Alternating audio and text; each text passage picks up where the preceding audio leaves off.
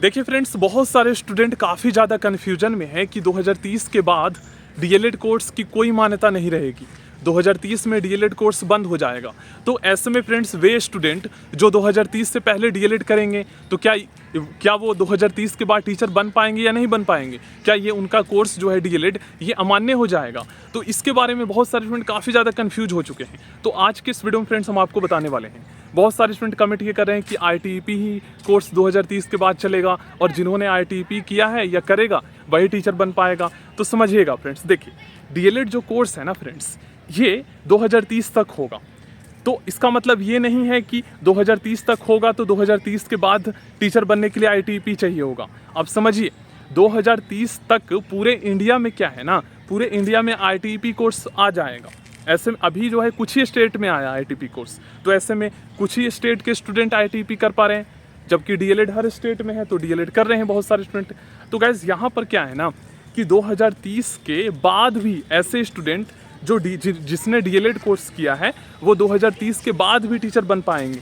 Okay friends, okay. और जब 2030 से आईटीईपी स्टार्ट हो जाएगा और एनसीईटी जो है ना, ये ऑफिशियल जो है ये जो है सेंट्रल गवर्नमेंट का ऑर्गेनाइजेशन है, तो ये जब बंद कर देगा डीएलएड कोर्स, तो ऐसे में डीएलएड कोर्स बंद हो जाएगा तो स्टूडेंट कोर्स को नहीं कर पाएंगे। लेकिन जिन्होंने 2030 से पहले डीएलएड कोर्स किया है उसकी मान्यता लाइफ टाइम तक होगी। मान लीजिए आपने 2024 से 26 सेशन में डीएलएड किया है, तो ऐसे स्टूडेंट जिनका 2-4-5 साल में टीचर का जॉब नहीं लग पाता है, तो ऐसे में तो 2030 के बाद भी वैकेंसी आएगी टीचर के, तो क्या वो टीचर के लिए अप्लाई कर पाएंगे या नहीं? तो कर पाएंगे। मतलब आपका जैसे मान लीजिए आपका एज जो है वो अभी 20 साल हो रहा है, तो आप 40 साल तक, मतलब आपका जो एज है ना वो 40 साल तक मैक्सिमम आप टीचर बनने के लिए योग्य रहोगे।